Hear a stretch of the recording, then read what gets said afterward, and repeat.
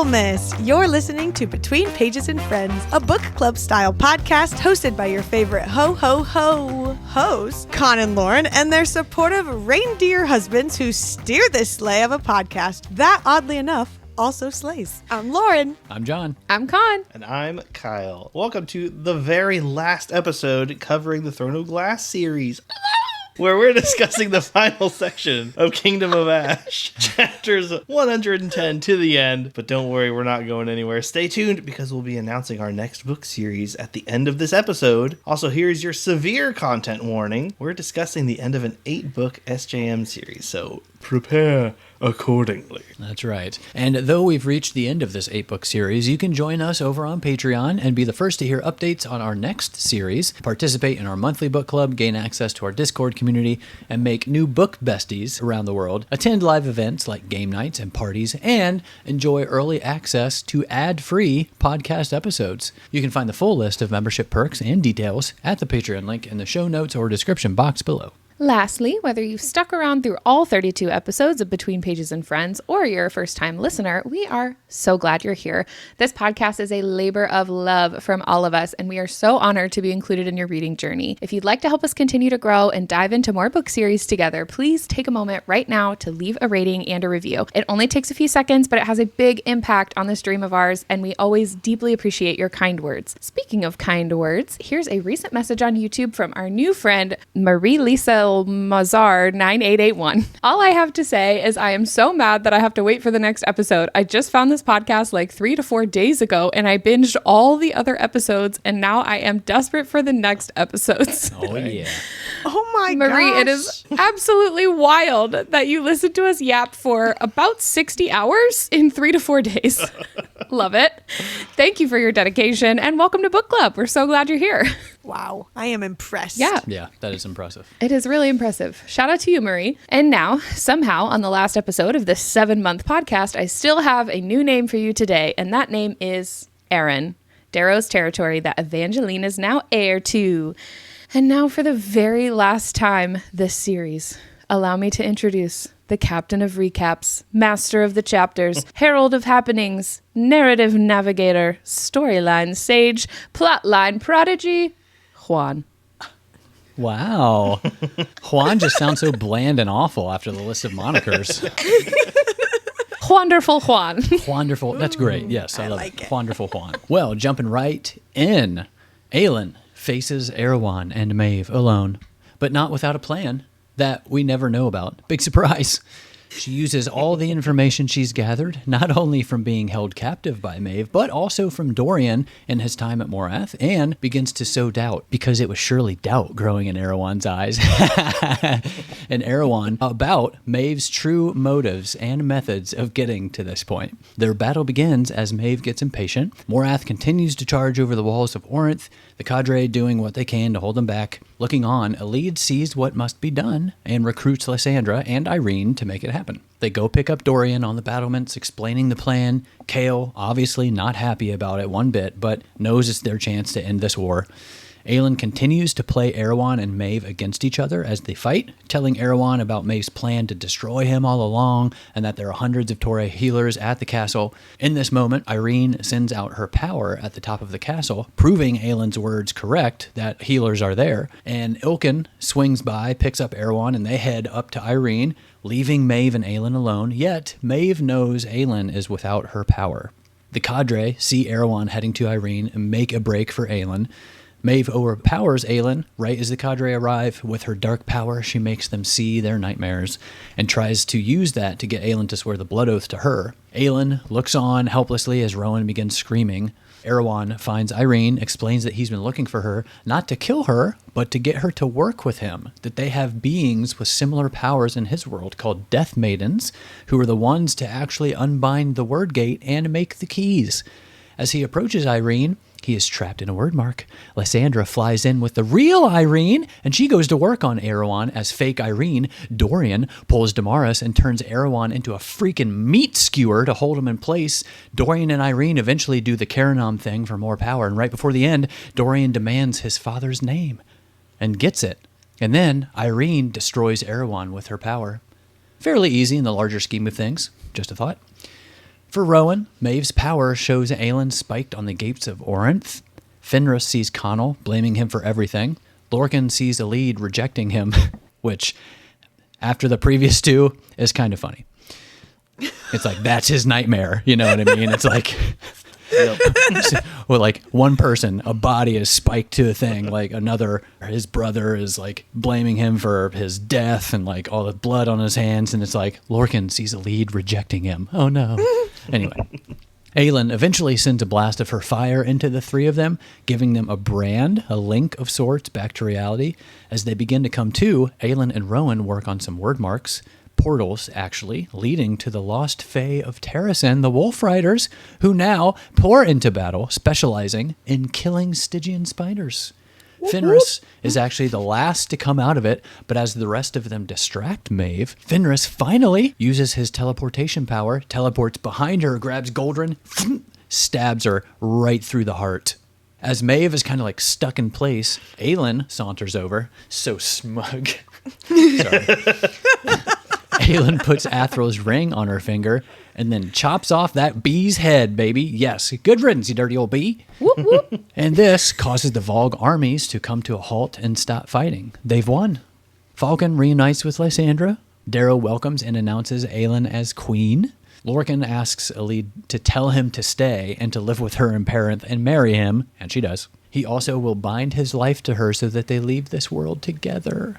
Aww, that's so sweet. Irene speaks to Hafiza and asks about starting a Torre in the north. The Krakens find Manon and tell her that a flower has been seen in the wastes. The curse is broken. Selene, Rowan's cousin, is now technically the queen of Doranel since Maeve is dead.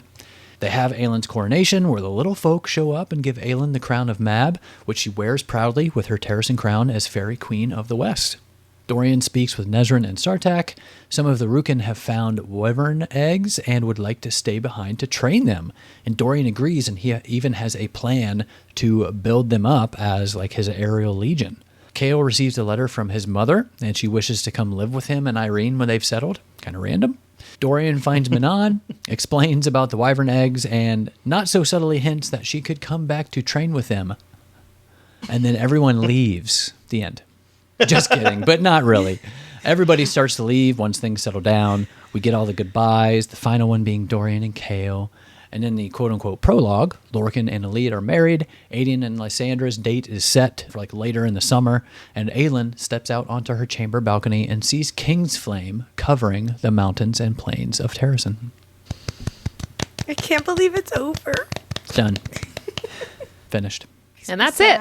See it. We read the book. Oh, it makes me sad. I'm still not over it. No. Okay. The bell. Sorry, I got me real good. For those who are only tuning in for like the audio podcast, I'm wearing my ugly Christmas sweater. John has some nice twinkle lights and his Santa hat Con's decked in her red. And Kyle also has a Santa hat with some beard ornaments. Mm-hmm. Is that what those are called? Sure. Beard bells. They are now. It says you can put them in your hair or beard. And I was like, I mean, yeah. They have little clamp. You can put them anywhere. They're clamped. Anywhere. Okay. Anyway. So Kingdom of Ash, chapter 110.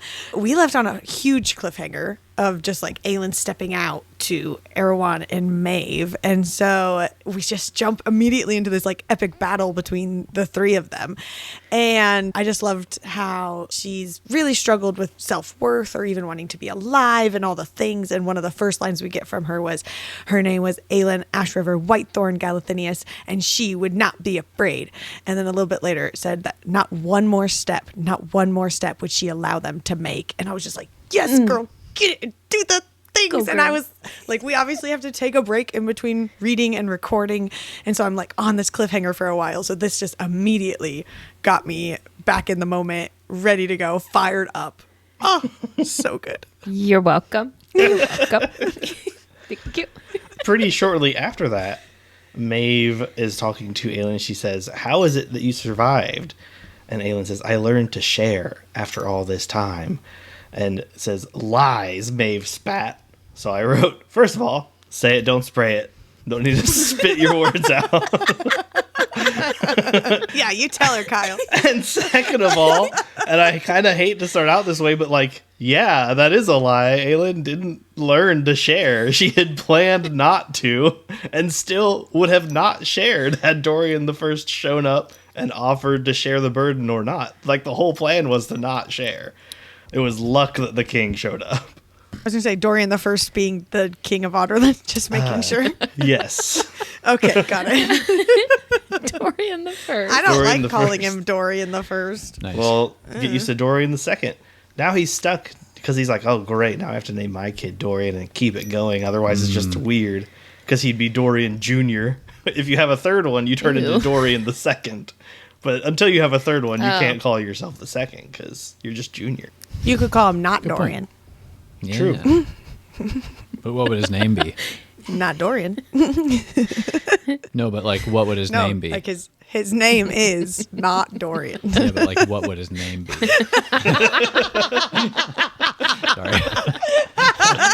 That's the conversation more that not Dorian has with everyone he introduces himself to. And you are not Dorian. Okay. Well, then what is your name? Yeah, I know that's your father's name. What is your name? Yeah, I hate to start in like a really like badgering way. Right there with you. But like, And here we are. but here we are, you know, with my comment. And this is when Aelin is just like antagonizing Erawan and Maeve, trying to like just get them to think back and forth with each other. But it says, doubt. That was doubt beginning to darken Erawan's eyes. And then literally 2 pages later, doubt. That was indeed doubt in Erawan's eyes. And I was just like, really? Like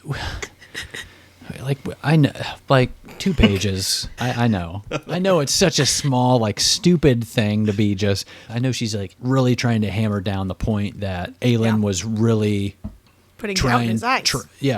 trying to just put doubt in his eyes, to be honest. Doubt. In his eyes. It was truly doubt. And that's why I got a little crazy in the recap on that part. I was going to say, that explains that so much Yep. more. But it's like, we can say it once, and that's fine. Anyway, we can move on from it. Kyle, what you got next? Mine's, I guess, sort of the same, but opposite of my first one, where I was like, I hate to come in as a hater a little bit. This one, I agree with Aelin, because What? Wait. Say that again. Whoa. Well, let me say the quote. You and I'll get agree into with it. As I Aelin? live and breathe. Lean into the mic, please. This is the last episode, and you say you agree with Aelin? So Because proud of you. like the whole thing that Erawan, or no, it was, I think it was Maeve talking about who killed her parents. Like, oh, wouldn't you like to know who killed your parents? Oh. And she says it wasn't him, referring to Erawan. It wasn't even the king of Aelin. No, he sent a low-ranking Volg prince to do it. He couldn't even be bothered to go himself. Didn't think anyone important was really necessary to do the deed.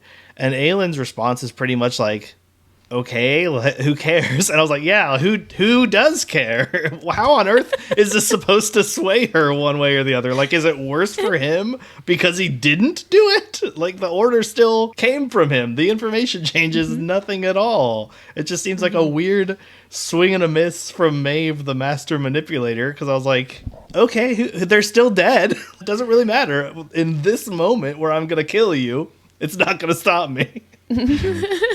I think it just showed how like backed into a corner Maeve felt. Like she literally had nothing left up her sleeve, and so she's just throwing anything to try to like get an upper hand, I guess. And obviously it didn't work. But I mean, in that sense, then it's weird that she didn't jump right into the mind control, because she does it later.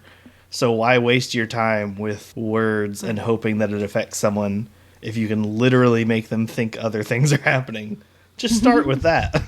yeah, she waited for the mind control until after Erawan left. Right. Yeah. So I wonder if it Oh, was yeah. something to do with his person being there. Like, I don't know. I don't know either. Well, and like the whole cadre was there too, right? She wasn't just going up against Aelin, who didn't have any power. She did Once Aelin Erawan left, first, though. and then Erawan left, and she got Yeah. Aelin first, and then once Aelin Then they like broke showed out up, of it, yeah. then the cadre. Oh, I see. showed Yeah, up. yeah. But for me, I did appreciate this sentence from Maeve, at least, thinking how much I've speculated as to who killed her parents, and like thinking it was maybe Erawan, or maybe it was, or whoever. And I was like, okay, well, at least there's an answer to that before it all wraps up. So My next comment here is about Aelin, adding to what I've said before, kind of about her magic, but it says, when Aelin looked at Irene and Lysandra and then to the battle, realizing what they needed to do. And it's just that like power of perception that I feel like she has. And I love it even more here after it just mentioned that like Anieth no longer speaks to her, yet here she is still seemingly having the gift that quote unquote gods gave her. And I was like, y'all don't need those hoes. Like, y'all, you know what I mean? Y'all don't need the gods. Yeah, everybody just thinks that they need them because it's the gods, and they're like, oh, the gods. Well, and it's weird, too, after they know that they're gone, how many of them are still like, oh, man, what would this god think? And they're like, well, who cares, dude? Like, the whole story. Like, why do you still? Yeah. Yep. So the fact that Aelin's like, oh, I don't need him. It's like, yeah, you get it, Aelin, you get it. Mm-hmm. That's right. And into chapter 111, I had a comment here about when they were firing like fire arrows from the castle. I think it's in Nezrin's perspective here, but it jumps to Nezrin. She says she was fumbling for the flint to light her arrow on fire. And I was thinking about this a little bit as I was reading it, and I thought, surely they would have come up with a more efficient method for this by now. But at the same time, I guess it's like wartime, limited resources, and they probably didn't have a lot of people. So like maybe they usually have a group of people like lighting them already. That's what I was thinking of, like have somebody to do the lighting, and then they just like lower their arrow down and they're just like, bam, right there, ready. Because like, how is she lighting this? Like, how is she holding the bow? How is she holding the arrow? She's got to light it first, and then and she's riding a rook. Yeah. And like, so like, Just sounds like a fire hazard. how is she not catching herself on fire with the arrow? And then she's got to grab the arrow without like burning herself, like put it on the bow, and then she's like, I'm ready. I don't know. Because she's freaking awesome. She's Nezrin. I mean, True. you wrote your note, and I thought about it too, because like you see in battlements sometimes, like if they're on the edge of a castle, they just have like a little fire going, and they'll just dip their arrow and shoot it. But like, you can't do that on a bird. But then I was also thinking, like, if this is something that they've trained to do, you'd think they would have figured out an easier way to do it. Some sort of like mounted lamp or something on the bird. That the wind would have It's put just out. like a pole with a lantern hanging down. Oh, that's The kinda rook funny. itself is holding the fire and just like kind of lifts up its little talon and pulls it up there. Yeah. Anyway. I think they just give every rook rider a big old cigar that they're smoking, and then they put their arrow up to it. Oh my god. What a visual. I only put this next note in here just because last episode I had mentioned that I think it was the three of these people, Borte, Falcon, and is it Urin? I always think it's Urine, but it's Yeren. Like Karen, right? Yeren. Urine? Yeah, like Karen. Yaren. This is the last episode, and I will never get all the names right. Last episode where Borte, Falcon, and Yaren were hit out of the sky from Aelin's POV, and then she just keeps going, and we never find out what happened to them. And so I kind of left with some like mild panic about our friends here, and then just casually Nezrin's just like, oh yeah, and there's Borte, Falcon, and Yaren flanking Sartak, and I was like, oh, okay, good, glad they're safe. Maybe I just read too much into that, but I thought it was worth mentioning since I brought it up last episode in case anyone else was also freaking out. They're safe. Marked safe from war at Orinth on Facebook. I love it. My first note from this section, I'm kind of just echoing what John said in the last chapter, but this part that says, Aelin quickly, succinctly explained their reckless, mad idea, the Lady of Paranth's idea, and I had to highlight it, and I was like, Aelin still bringing everybody together and being the silent MVP. I just love, like, this whole, she didn't think she would ever amount to anything, and then she ended up being this, like, very influential person and, like, really important to all sides of the war, and then now she's, like, coming in hot in the middle of the war, like can't do a whole lot to fight, but then she's getting everybody on board with her ideas and to like literally take down Erawan, like the like guy. lured him up there. Yeah, like you freaking go, Aelin. I just loved it. And then I don't think this made me cry, but Kale and Irene are saying a quick goodbye after she's summoned to go help.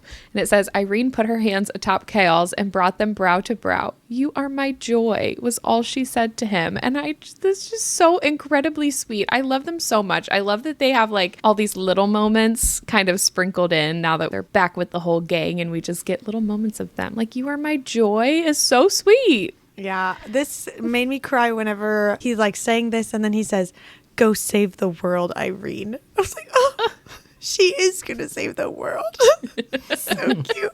But then he looks over to Dorian and is like, "Keep her safe." And from Irene's POV, it said, perhaps the only order he would ever give his king. And then Dorian says, "With my life." Aww. And I just love Dorian and Kale, and I freaking love Irene and just all of it. And so this is my first cry for the episode, but so good. First of. It's not as many as last time. I think it's like 4 maybe. It's not that bad. Maybe it's 5. That's I not don't bad. know. We'll have to see at the end. In this very sweet section with Kale and Irene doing their quick little goodbye, though, it says, "The reek of Vogue blood and metal clung to him, and yet beneath it, that was his scent, the smell of home." And I put candle alert. I was going to say, John, the smell of home. John is a candle of that. Yeah. Yeah, the smell of home. Should just call it every significant other in every fantasy book. That'll be the tagline. It's just all the smells in one candle. It's just a like giant mashup of every smell.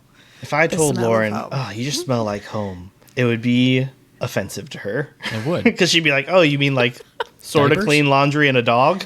That's what I smell like. I do every time I hug John, though. I always I just kind of shove my face in his neck and I'm like, "Oh, you smell so good." So I feel like this is kind of I relatable. love that for you guys. Laura does the same thing, but she just says, "You need to shower." When you come home from work, yeah. Yeah. Yeah. That's all I ever come home from, to be fair. Good point. Anyway. Smell of work. Walgreens. I had to put this in because we had kind of talked about Gavriel before, but it comments again in this chapter. Gavriel was dead, had died to give his son and those at the Western Gate a chance to shut them again. And I wrote, "Excuse me, Sarah, you wrote this wrong." This is what it should read. Gavriel was dead. He died needlessly at the Western Gate, walking out to face Morath, instead of simply closing the gate with Aelin while using the dead wyvern, already blocking the gate, and his golden shield as cover while they did so. Oh, poor Gabriel. I would really enjoy if a book described narratively what the characters did as if all the characters were idiots. Like the narrator was just like, "Can't believe he did this, but he's dead now because of it. So that sucks." That's pretty Justice for Gabriel. Yeah. Yes. Something that Sarah wrote that I did like, though, was The rest of the book. No, just kidding. the rest of the book. This next part says, Lorcan glanced at the castle where he knew Elide was watching. He said his silent farewell, sending what remained of his heart on the wind to the woman who had saved him in every way that mattered. And I was like, wait, this is so cute that he sent it on the wind with her little witch blood. It's true. The wind does do a lot. The wind, like... It sure does. The real main character, honestly. I mean, and you guys pointed out more than me. I've never pointed out, like, the wind does something. But, like, you guys are all, like, they heard it on the wind, or the message made it there somehow through the wind, or whatever. And it does do a lot. It's working Just hard. saying. It is. Yeah. It needs some credit in this last episode. Gosh. Shout out to the wind, man. Come on. Hey, quick shout out to the wind. Worst. Doing God's work. Not the God's work, but... Yeah. Oh, dang it. Okay. Anyways, I'm just going to only read the notes that I actually wrote down because I don't think the guys will make fun of me for those. So along with what Connor was saying with Lorcan here, I just love that this was like some final character development for him because we've watched each of these characters go on their own individual journey. And I feel like this was a final spot for Lorcan. You know, he's like saying his silent farewell to Elide and said he had come to hope. He found there was something better out there, someone better, and he'd go down swinging to defeat all of it. And I just love that because from the beginning, he was just out for himself. And like he literally even left Maeve for his own agenda, you know, and now he's literally going to go out swinging to defend all of it. Yes, Aelin, but also Orinth itself and his friends and all the things. So I don't know. I just love that point. For Lorcan, he made it. Lord Lorcan Locken. That's my favorite What a man. thing. I cannot wait till we talk about that.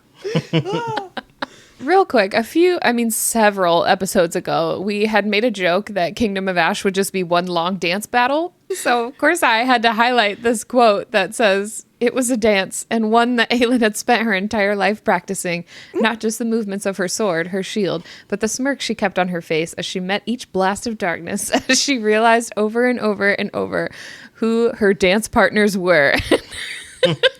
I said, so it is a dance battle. Can we get another rewrite? Okay. Chapter 112. I just had to put this in here because it is confirmation of me being right. Not that anyone ever told me I was wrong, but I just appreciated being told I was right by the book, where it says, "Clever of you to imbue the sword with your own gifts, no doubt done before yielding everything to the word gate." And then Aelin's response was, "It was a precaution should I not return a weapon to kill Volg." And then she uses it all epic and stuff. But I've been saying from the literal moment one she was back from being captured by Maeve that she was putting something in or something was going on with Goldrin or I didn't know what. And I was right. So shout out to me. Humble brag. You were right. Woo! You go, Lord. Thank you. And then, okay, I get that Maeve is the bad guy. I'm so aware, but it's not cool that she's tricking everyone with her mind powers and stuff, but from just like reading the book, no emotional attachment to it. It's kind of epic. Like if that was like the main hero or something, and like her just being able to do that and stuff is actually really cool of a power, and her like taking them into their own little worlds, and she's being able to do multiple at a time. And then also whenever she brings a lead there, like where it looks like she's on the battlefield, and like that's what tricks Aelin and stuff. Like I get she's the bad guy, I get that it's not cool for the sake of the heroes, but as a power by itself, I was very impressed. Pretty dope. Yeah. Pretty dope. I would venture to say she's my favorite SJM villain. Ooh. Yeah, I could see that. Interesting. I think I need to think about that one for a little bit and think about all the villains. Because sometimes my villain is just like the Tamlin. That's kind of what I was thinking. Like the person, like the not love interest, but kind of like at one point. Yeah. If anybody doesn't have a mate, they're Lauren's villain. Yeah. Get this single person out of my story. No. Kick him out of the villa. They just need someone else to enter the villa. Or enter them. Am I right? Hey. Whoops. Merry Christmas. Wow. Where's the mistletoe? Okay. This, yep. Anyways, Aelin is having this epic battle with Maeve, and they're doing this whole thing. She just, in her POV, finally comes to the term of she did not want it to be over, any of it. And I was like, finally, like we have some healing, or we have some not depression, suicidal thoughts, hope for her future. Obviously, after the word gate was taken care of and she realizes she could have a future. So like understanding like her journey and where she was. But I just really love this for her, since I've kind of been pointing out all of those moments of hers and just like the struggle that she's going through. So just love that for her. And then when Maeve said like, how did you not break? And she says, because I am not afraid. Love it. Oh, yeah. So good. Just had to bring up Sam again. I can't. I keep forgetting, because see, my initial reaction right now was to be like, yeah, Connor, could we see some fan art of that? And then I keep forgetting that I can look up fan art of that now. Yeah. And I was like scrolling on TikTok, and I was like, I gotta go past. Wait, I can see that. And I like went back and watched it. And then I was literally sitting there almost like on the verge, like ready to swipe by in case something was spoiled. And I had to keep reminding myself that I actually know all the information now. It's like a weird, I have not come to terms with that yet. I don't know how my algorithm knew, but like, I mean, as soon as I finished reading, just flooded with Throne of Glass memes and TikToks and on Instagram. It's like, I used to be able to avoid it. I would not be able to avoid it now. Wow. I want maybe Kindle's like connected to social media algorithms. I And wouldn't so it put it knows when you past them. finish I mean, it is on. Yeah, it's connected to Amazon. So Anyways, it's just a weird. It's like fun because I get to see all these things and like fan art and cool edits and like really funny memes that I've totally missed out on. But it's also sad that it's like over. I know. I've not come to terms. The 16 books later. I know, because I finished all of the Maasverse now. Like it's for me, Yeah. it's. It's official. I feel like I just graduated with my master's. Like I'm like, going to work, ask for a pay raise. I know, I really should. Like I accomplished something big here. You got your master's. I got my Oh my master's. Oh my gosh, we should make that a thing. That's so funny. I'm going to make your little certificate. Please. We can make an icon with like a little diploma scroll or something like that. Yeah. Yes. That is so funny. I love that. Yeah. Oh my gosh. I so want one of those. I'm going to put it on my bookshelf. I would love that. Like a little, you know, when you That would hang make a your really good shirt. diploma. Yeah. What's your Yes. master's in though? Because it'll be like, master's in. All of, I mean, I read Getting all wrecked. Just all of it. It just says all of it. At the All bottom. of it. All of it. Master's. Master's in crying. Me for sure. Yeah. I don't know. We'll have to Lauren think about already had one.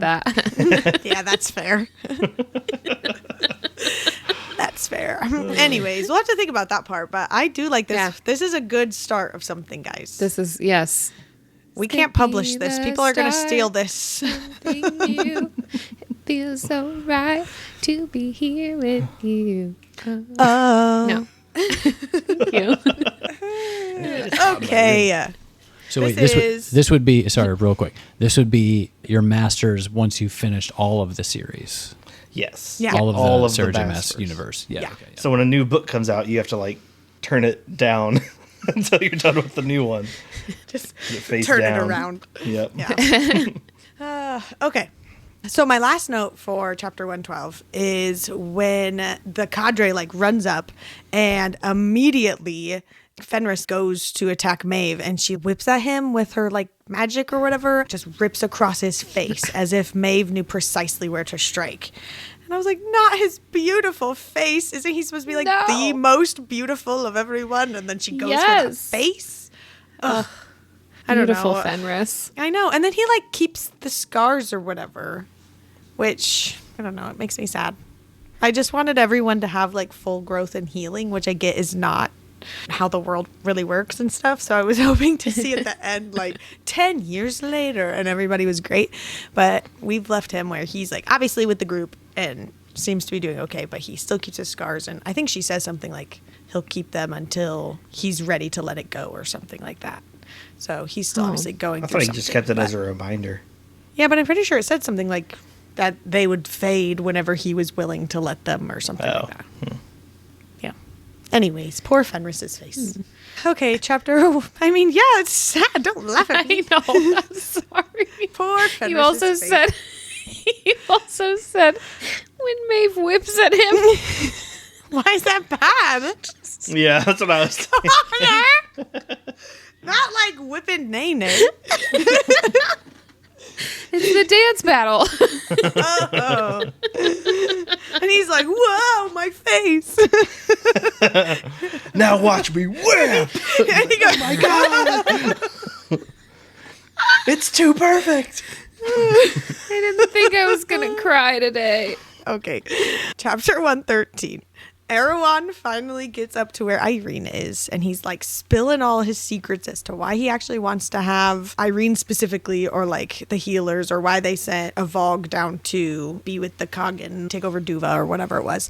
He's like spilling his guts about like what they did in his world, where it said, we took your kind and we used them to unbind the word gate, to rip the three pieces of it from its very essence, and like just says all the things, which is insane. I didn't even think about how they got them originally. That like plot never even crossed my mind. I'm like, oh, interesting how that happened. New info.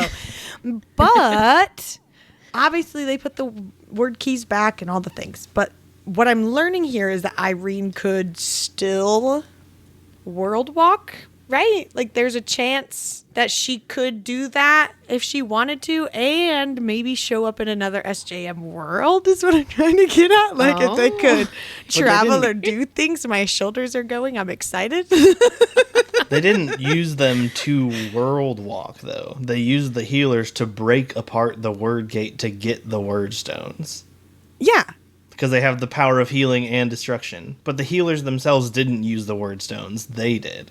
Yes, I'm aware. So that's why I said there's a chance they will show up. Oh, okay. I took they as whole Irene. People. I mean, but Irene maybe could use them. Who says she can't? Me. She's like more powerful than all the witches. It took all of them from Erawan's world to do it. And he was saying Irene could do it by herself because she's super cool and pretty. So. Pretty. That's what he said. You're not wrong. He's like on the floor. You're so hot. Oh my God. Then he just bursts into flame. I'm just saying, I'm trying to leave hope that they're not, like, I get it's a completed series, I understand, but my heart doesn't want to let go of these characters, so. I know. Well, and didn't you say something about Dorian being able to world walk, like after watching Maeve open a portal hoped or that like he taking would, her yeah. power? But it didn't, I mean, obviously it didn't explicitly say that he researched or whatever he does Sure. to that power, but maybe he would But why wouldn't he? Yeah, why wouldn't he? Yeah, he was already doing it for all the other power or whatever. Yeah. He knew enough to turn it off, so you would think he would have to know Turn it enough. it off. Yeah. Him and Kyle. Kyle. What? Do you guys know the Book of Mormon, the musical? Oh, Turn no. it off. Like There's a light song. switch. There's this song about the Mormons where they're basically saying we're gay, but you just turn it off and you pretend that you're not because that's not what the Bible would want, kind of a thing. And it's like this whole song and dance that all these guys do, and it's very funny because that whole, it's just whatever. That musical is hilarious. And so he says that about Dorian, though, and then him and Kale have their whole relationship, but Dorian just turns it off. Anyways, the people who know that musical will think that's so funny. Okay, back to 113. My gosh. So Erawan is spilling his guts to Irene, and then all of a sudden Irene says, Literally. I'm not Irene. And I highlight that and I wrote, Lysandra, all caps, all these exclamation marks. I was so excited. And then, like, however many sentences later, Lysandra gets, like, dropped off and she's, like, comes in on the Rook or whatever. And then Dorian shifts and I was like, Dorian totally did not call that or even think that. I forgot he could even shapeshift again. And I just died laughing. Amazing. Got me just like it got Erawan. Good job. Got him.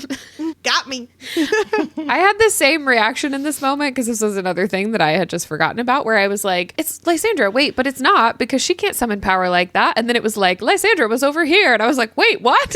I didn't even think about the power part of it all. I was just like, oh, shapeshifting. So good. And That was awesome. if it was Lysandra, she would have been naked after, which would have been awkward. But Dorian doesn't suffer that downside. True. Yeah. Like, nobody thinks it's awkward, though. I think it's awkward how little people think it's awkward that she just shows up naked everywhere. And everyone's like, oh, yep, there she is. She just, oh, and there she goes again. It's just like normal at this point. Like, everyone's seen it. It is kind of funny that, like, coming out of shapeshifting, she's naked. And yet, she just doesn't make clothes. Like, she could go into her normal Lysandra form and include, like, a dress or something simple. But instead, she's like, nah, I'm too tired. Like, I'm going to be naked. You're talking It's about, not like, part of her body, though. like Mystique from X-Men. Yeah, well, she changed into Aelin and had, like, Aelin's clothes. So I feel like when she comes out of a form, she could easily just be like, oh, I'll just turn into me, but with a dress. She walks in the room as Aelin. We don't see her shift in or out of Aelin. I don't think. She, back with Rolf, was Aelin as Yeah. well, though. But yeah. That's the part I was talking about. Okay. Personally, Oh, I when see what she's you're saying. in the office as Aelin, but then she shifts back into herself in the office, Yeah. and she is still clothed. I actually don't Guess that would have been weird if she was naked suddenly, or maybe because she was Or in a maybe human it form wasn't. and already wearing clothes. Maybe, yeah. Who Then she knows? just kept the same clothes when she shifted because it wasn't Yeah. like a whole. Well, we talked about Anyway. it before because she turns into like big animals. Like, do the clothes just disappear? Do they like tear off? Right. off like Hulk. Yeah. Because we know Rowan That's my doesn't guess. care. He doesn't know or care what happens to him. She's just naked all the time. That's all I know. Sarah J. Maas would have gotten a lot more interest if when the Fae males shifted, they came back naked. That would have been... True. Yeah, great point. Get that rewrite.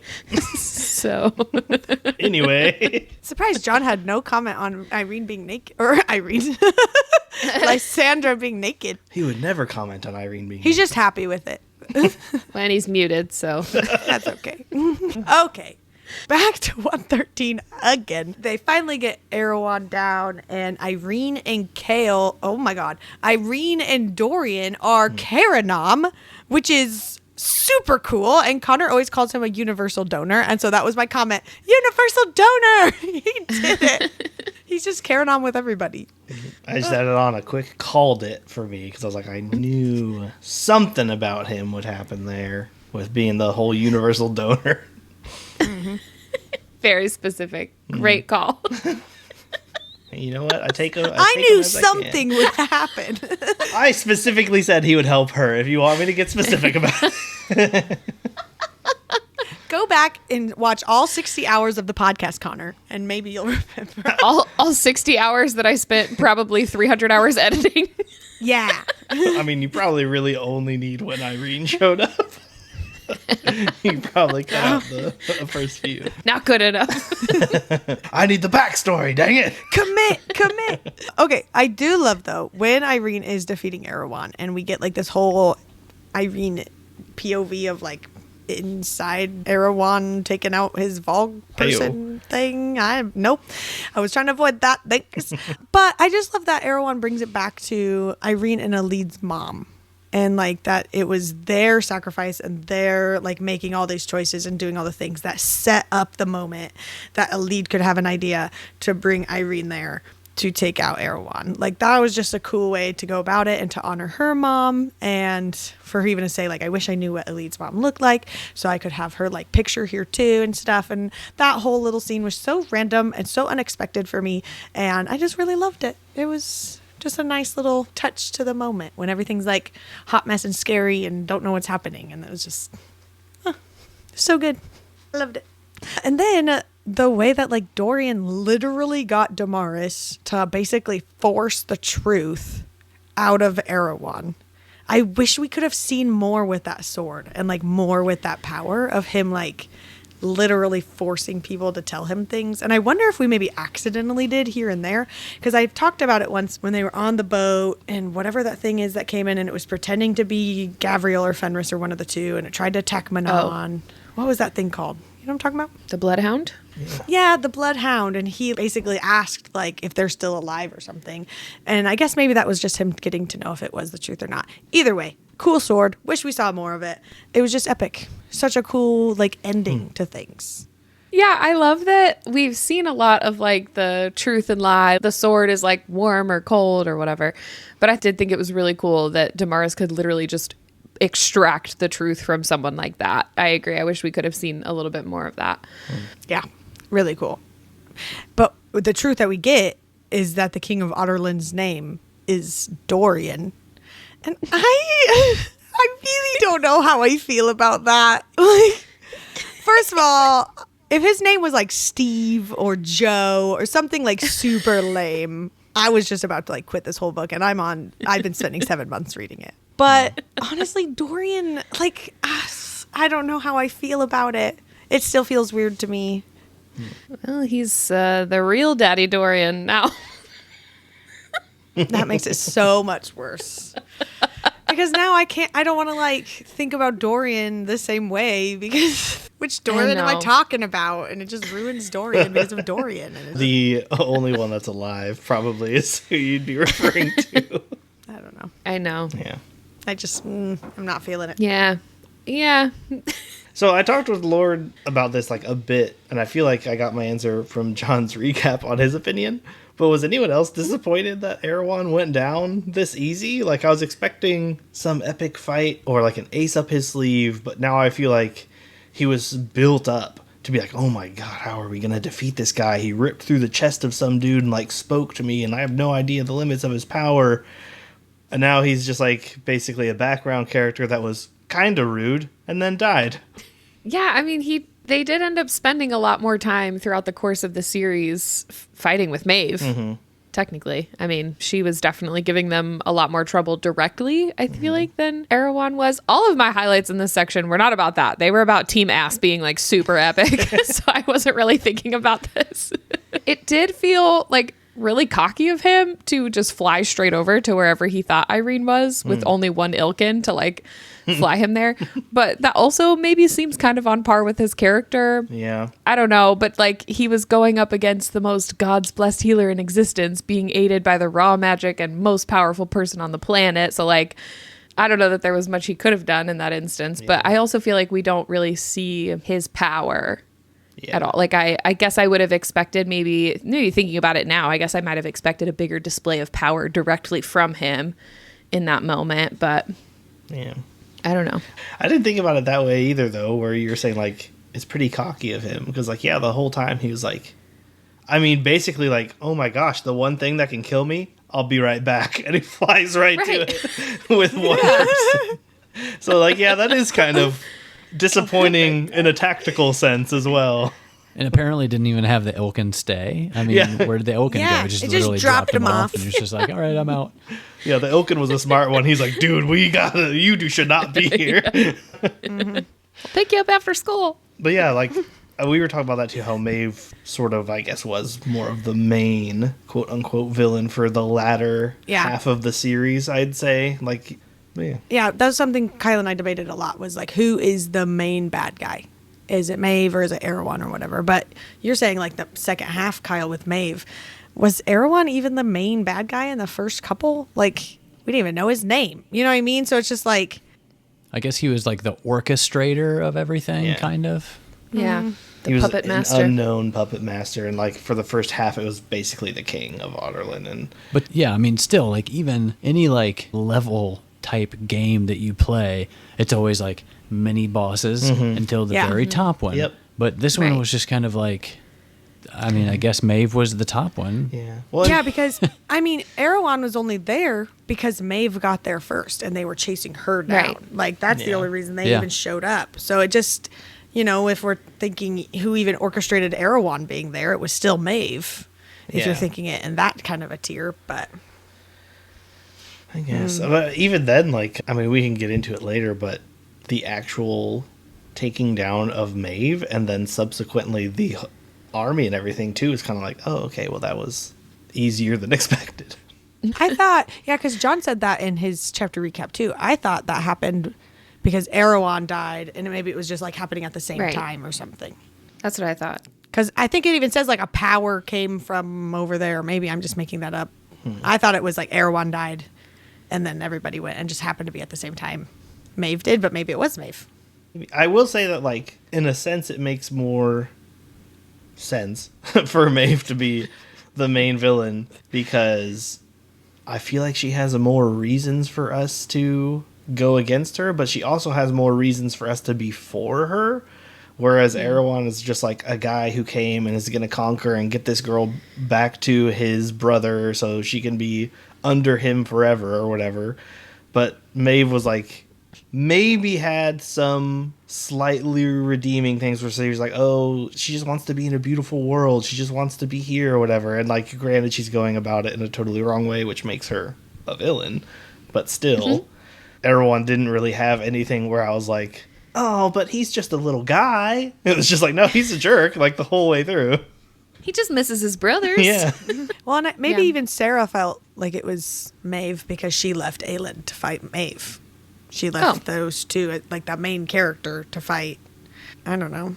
I mean, I would assume so. That's kind of how I'm taking it, is that she was eventually built up to be, you know, the main thing they had to get rid of. Because like you said, she was also the cause of Erawan being there.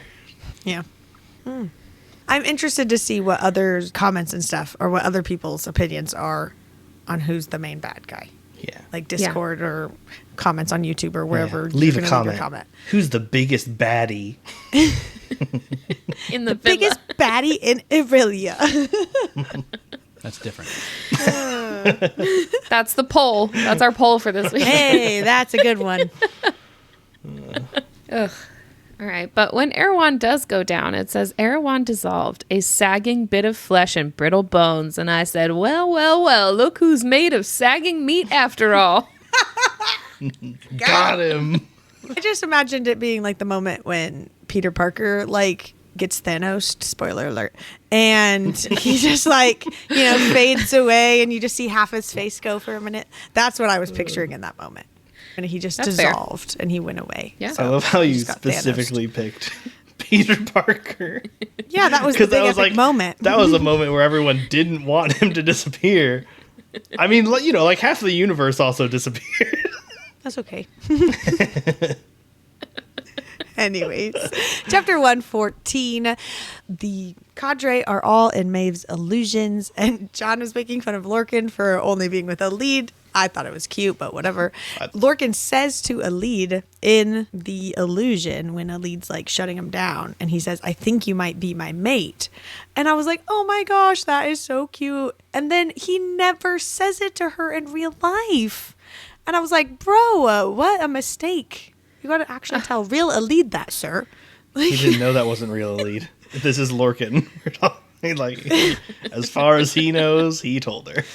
No. I mean, obviously, in the end, they have their happily ever after with each other and stuff. But Yeah.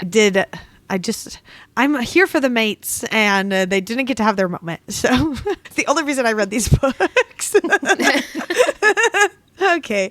Oh, this is when Aelin, to get Fenris and Lorcan and Rowan out of Maeve's mind illusions and stuff, she literally blasts them with a flame, and it says it was burning them, branding them. I was like, oh, cool, because they're all into their tattoos. They're going to have this cool matching brand, and it will be like her cadre, and they'll be all it'll be like so cool. They'll show it on their arm all the time. My brand. And my brand. That was good. But they don't talk about them at all. And I was a little disappointed by that. But at the time when I highlighted this, I was like, oh, that's going to be so cool. And then writing the note in here, I was disappointed because we never actually find out what those look like. So if anyone in the world has fan arted those, I want to see them. It just says Aelin inside of a heart with some barbed wire around it. Yeah, that's what I'm saying. Aelin's cadre, something cool. Yeah. Like, I don't know. And then I highlighted this part because this was kind of an argument Kyle and I have had this entire book series between Rowan and Aelin. And it said, Rowan, his fingers curled, a beckoning gesture too small for Maeve to note, for anyone to know, except for her, except for their silent language between them, the way their bodies had spoken to each other from the moment they'd met in the dusty alley in Varese. And I was like, so their bodies did talk to each other. Oh, yeah. Yeah, they did. Okay, Holly's calm down. But at the same time, the shoulders. Calm down with the shoulders. Okay, so their bodies, did talk to each other the whole time, but they were actually having full conversations sometimes. But maybe sometimes that was with body movement and facial expression, but they actually understood each other like they were talking mind to mind. So I was right, and I will allow Kyle to be somewhat right. So I will allow it so that together we are right. Wow. Do you think maybe they have like full conversations verbally while sort of shimmying, and everyone else is like, what are they doing? And they're having two conversations. That was just them practicing the dance battle since moment one, so that they'd be ready for this battle today. But he is trying to gesture for her to grab his hand so that they could do the whole Karanom thing. Maeve calls out Aelin for saying she has no magic, and Aelin responds with, I may have no magic, but my mate does. And then she like grabs his hand and they blast him, and it's like Rowan smiled, fierce and feral and wicked. A crown of flame, twin to her own, appeared atop his head. Oh my God, that is freaking insanely epic. I was literally screaming. I'm so excited about this. My note just was all caps, OMG, this is happening. And I was just so excited. So good. And then they open the portal to like let all these wolf creatures in. And at first I like had like a full on panic, like they're going to send her somewhere else. And then like she was still going to be alive or something. Like that's not cool. I just thought she was going to somehow survive this whole encounter, since the whole struggle was like, how do we take down Erawan? And then they did. And so now with Maeve, they were just going to be like out of sight, out of mind kind of a thing. And so I was kind of freaking out about that. But instead we get this cool Avengers Endgame moment where all the little portals open and all the people come out, and it's these like wolves. So I have a lot of questions here that are maybe things we can't super talk about because this isn't a Maasverse spoiler thingy, I guess, maybe, or just thinking Sarah J. Maas's worlds. But I know like in Crescent City, there are the wolves, and they are like fae wolves. So are we talking like that kind of wolf, or are they like shapeshifter wolves like that, or are they just like fae from this world that like got stuck in animal form and then just never came out of that? I don't know this for sure, but I always just assumed that they were literal wolves, maybe like larger than most wolves or something. But fae were able to like ride them and like train them and all that kind of stuff. That's what I assumed, but I don't know that for sure. So the wolves are just wolves, and fae ride them. The fae are not the wolves. That's what That's I thought. what I had. Because pictured. I was thinking it was like a shapeshifty vibes. But like That's I said, what I don't know I that thought for too. sure. And I've not read any of the other books, so that's my uninformed opinion, I guess you could say, about. Well, in Crescent City, there are wolves. Like, that's not a spoiler. That's just like from moment one when you learn the world. That's a creature that exists, and they're like fae, like they're like werewolf shifters kind of a thing. Because didn't they call them like wolf riders or something, like the lost I thought wolf they riders did. of the fae or something Yeah. like that? Because we basically only learn about that like the one time, and Even just, like, one and then tiny we see bit. them here, And they it's like, show wait a minute. up for 2 seconds, and then all the creatures like literally fade away, and it's like they show up for nothing. It's They like, just "Thanks show for up and they're help like, with the spiders. I guess." yeah, it's like, oh well, I guess we can leave. Large as horses, wolves growled, wolves with riders. So the wolves are still just wolves. They're not Yes. the fae itself. They're just Okay. massive wolves, Yeah, I guess I large just as read that horses. horse wolves. Sweet. Oh, and it says the first of the figures beyond the portal emerged, riding a great silver wolf, and even with the furs over her heavy armor, the female's arched ears could be seen. So it does Nice. sound like they're fae, like riding on the wolves. Sweet. Okay, that makes sense. Yeah, more fae and wolf riders. Yeah. But the wolves are not the fae. That's what I was confused on. Right. So thank you very much. Okay. But regardless of all these things, my favorite thing about them is that they all hate spiders. My people. Yes. I don't want to be with them when they're hunting them and killing them and whatever. But I appreciate that their like main focus in the world, like their literal objective is to get rid of all the spiders. I'm here for it. I appreciate their work. They're my favorite because of that. Big fan. Big fan. And then with Fenris and him not being able to come out of the illusion stuff, even with the burn from Aelin and stuff, or the brand, her literally having to go through the blood oath to like command him to come out, and then they have their whole little blinking thing. And at the time in Empire of Storms, I think everything just kind of sucked, and so like the blinking thing didn't really hit me as hard. And then like to come here where it's, you know, we know them and how they've recovered a little bit, and for them to have to go back to like the blinking and stuff, that just hit really hard for me with them. And that wasn't even Empire of Storms. That was this book. That was? Yeah. That was the beginning of Kingdom of yeah. Ash. Oh my god. Because she got taken in Empire Storms. Wow. There's Yeah. a lot that happened in Yeah. this book. I know. Dang. We've been reading. I think it's because we read the tandem and it took us 2 months, but that was 2 books. Yeah. And this has taken us 2 months, but it's just one big fat book, and it's felt like 2 books. Wow, dang. And then, but like she's blinking at Fenris and she's trying to get his attention, and Maeve was goading them to say or do whatever and fight and attack. And Aelin finally just says, I'd say that you haven't wronged us the most of all, but him. Oh, he has a score to settle with you. And I was like, oh. And then Goldrin burned bright as he, being Fenris, plunged it through her back into the dark heart within.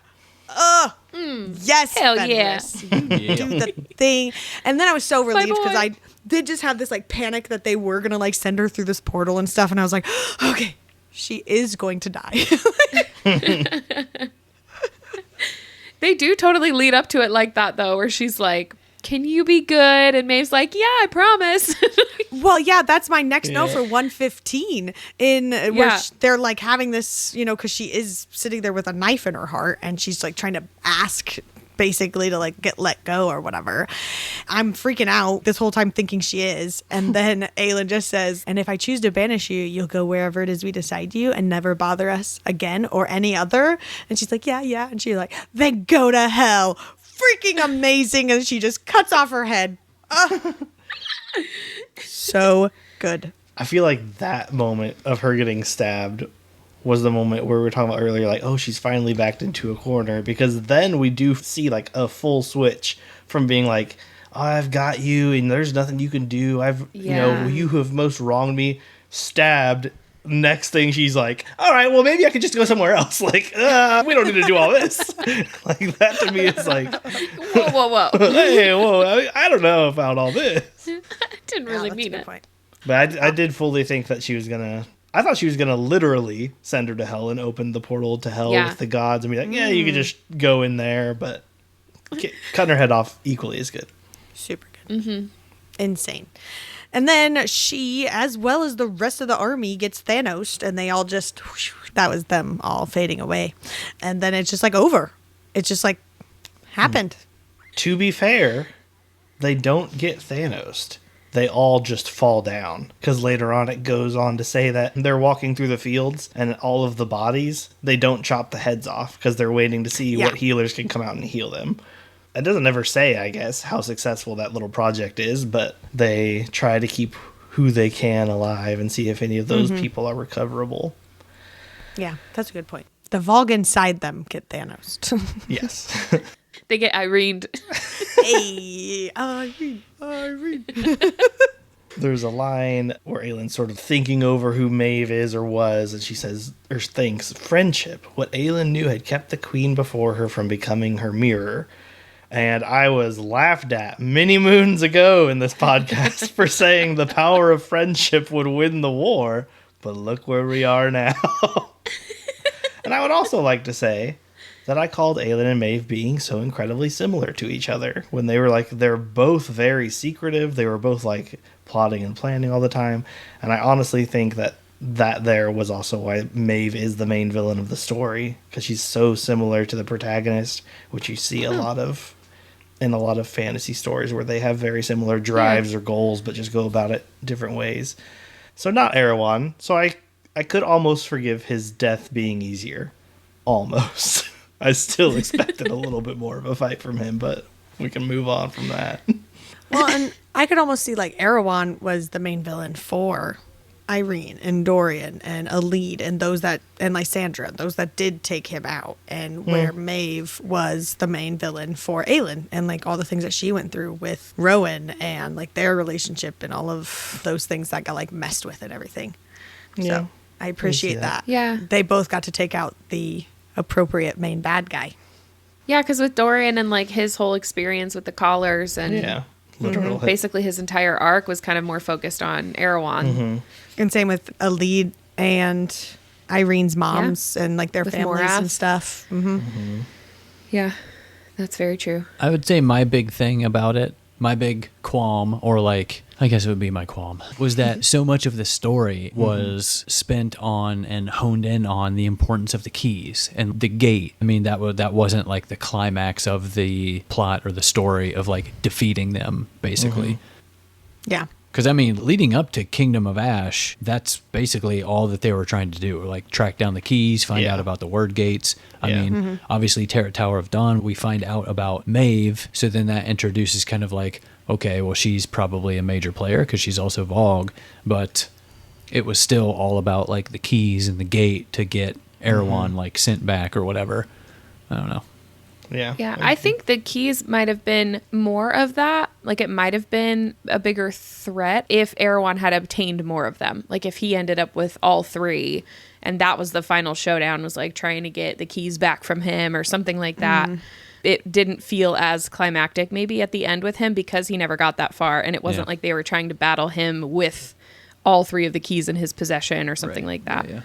Yeah, that's a good point. And maybe that is why he had like this arrogance and whatever, because he had always had at least one key. And always had so much power and stuff, and then tried to show up and didn't have any, and then kind of forgot. Surely he knew he didn't have any, though. Well, yeah. Yeah, at that point. But it's I like, mean, like, I don't know. maybe he didn't care because he had the army or something, but I don't know. Yeah. He already had created so much and stuff. So I maybe mean, I he guess- literally just didn't care. If he had been alive for so long, like they said, and had conquered so many worlds, probably get a little bit of a ego about that. Yeah, nobody can take me down for sure. Yeah. Yeah. I don't know. My last note from this chapter, though, was I'm just here to say that I freaking loved Aelin wrenching her sword free of the pile of ashes that had been Maeve and lifting it into the sky, chanting Oh, yeah. It's Irene's freaking sweet. name. Everybody's shouting Yes. Irene. I love it. Well, and, like, for Kale to wake up later and they're all just screaming his wife's name. Like, how freaking sweet for him. Oh, so cool. And that does roll us right into 116. My thought was just like cut off, like very abruptly reading this sentence when it said, Kale woke to warm, delicate hands stroking over his. And I was like, whoa, whoa, whoa, whoa. I was like, Sarah, where are you going with this? Hold on a minute. It was so immediate that I like stopped reading and like hit that sentence to like write my note in here. And then I kept reading. I was like, oh, okay. Followed it up with he knew that hand, would know it if he were blind. I was like, Dorian? Oh, it's you, Irene. Oh, gosh. Oh, my word. You guys. I, of course, had to highlight this note where it said the enemy had just ... collapsed, even the Karenqui hybrids. And I was like, oh, thank the gods. I did not have to experience another spider battle. It was the thing I was dreading the most. And I just really appreciate that I did not have to see that again. So thank you, Sarah. Thank Irene. Thank you, Irene. It kind of goes back to your comment, though, just a little bit ago about how they got the wolf dudes in here, and then they didn't even bred to kill spiders, and they didn't even have to do anything. Yeah. Yeah, Everything just But, fell anyway. over, and it's whatever. And then it's funny that you mentioned the candle scent of home, because I had to note this in this moment right here when Nezran is saying about Sartak, home. Yes, she would go home with him to the southern continent, to all that waited there. And I wrote, I bet he smelled like home too, shaking my head. I said, everyone's significant other smells like home, Sarah. She didn't even say it here. I know, but I bet he smelled like home. But he did. A bet. He probably I'll did. bet. But she's gonna be Empress. That's so cool. I'm glad she finally accepted that. She is, I don't know, I just like seeing where everybody's story is ending and having these last moments of character development. Just, I'm happy for her. She's come so far. And then the chapter ends where Aelin walks into Orinth, and it's just like a super cool moment for her and for just like all of them coming in and all the people looking at them and cheering for her as they like welcome her home at long last. I just got chills. It was just a really cool moment. Like all of these hours in time and literal months of us reading this book and all the stuff that she's gone through for literally her to walk into the gates of Orinth. It was just a really cool moment. So chills. Yeah. And going right into 117, I had a note saying Lysandra, after she's being offered Falcon's Fortune, which would be a good band name, by the way, she Nice. she laced her fingers with Adians and squeezed tight as she answered her uncle at last, saying, I already have everything I need, turning down his fortune. And I just wrote, are you sure? Couples therapy is pretty expensive. You might want to take him up on it. I feel like you guys might need to spend some time. Go on a couple retreats, you Yeah. know, figure out your priorities together. At least let the guy pay for the wedding. Right, you know? There you go. And then it jumps over to Dorian and Manon, and she comes down on her Praxos, and she says, hello, princeling. A smile bloomed on his mouth. Hello, witchling. And I obviously, having read this book now, I can very confidently say this is my absolute favorite thing to happen between any of these couples. I don't know what it is about this whole princeling and witchling thing, but it gets my feet kicking and I'm giggling every single time. I'm even blushing about it right now. I don't know what it is, but I love it. And I wish that I got that feeling from every book I read between two characters. So good. From them literally saying hello. I know. I just love it. I love them. I hope they stay happy forever. Me too. Have a lot of little princelings and witchlings together. Oh, Oh. that was really cute.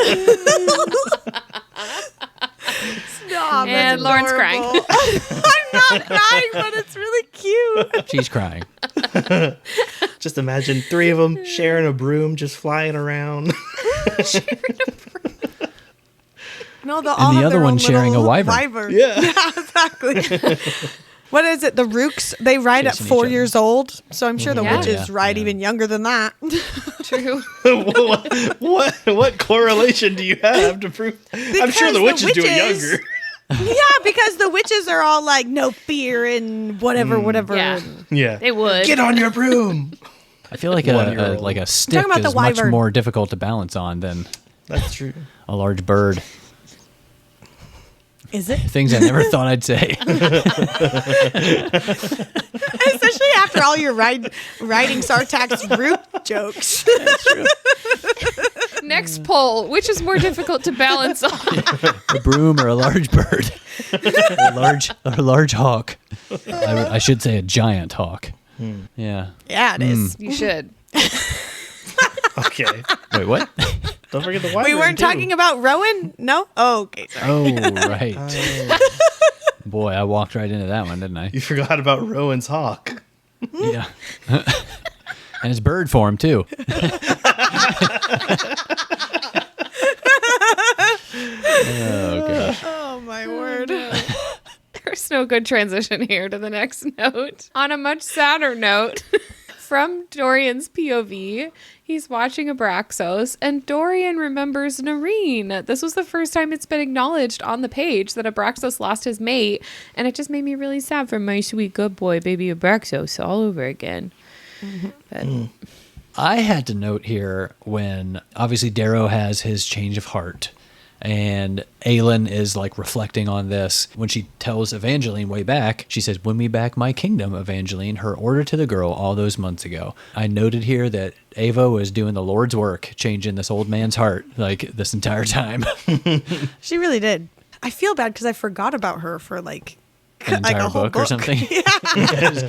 And then she's like a major point, like a major moment here. So sorry, Evangeline. Then we go back to Aelin's POV and they go to see Gavriel's body.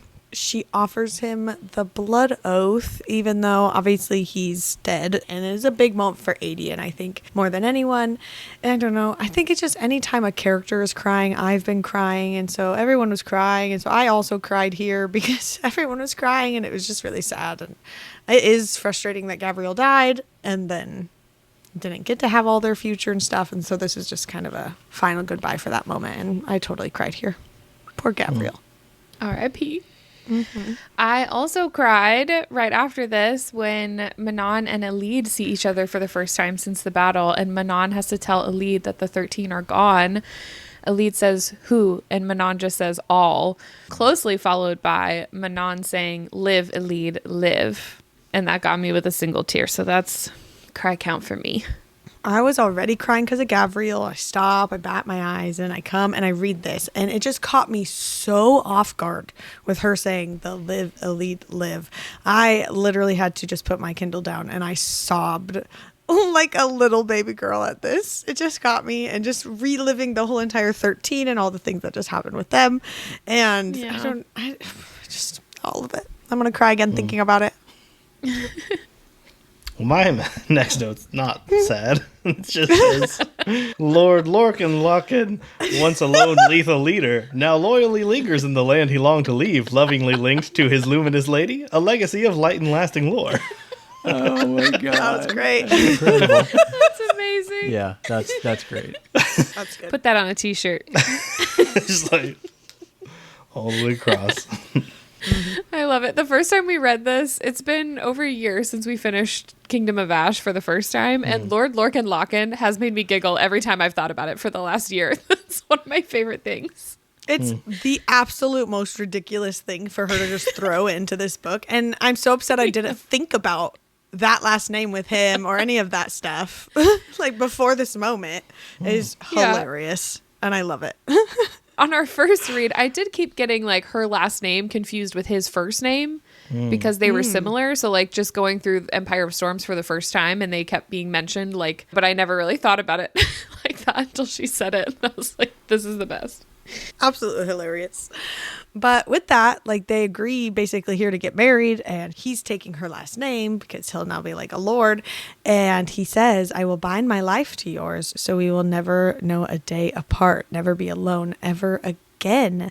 And I was like shocked because he's going to give up his immortality for her.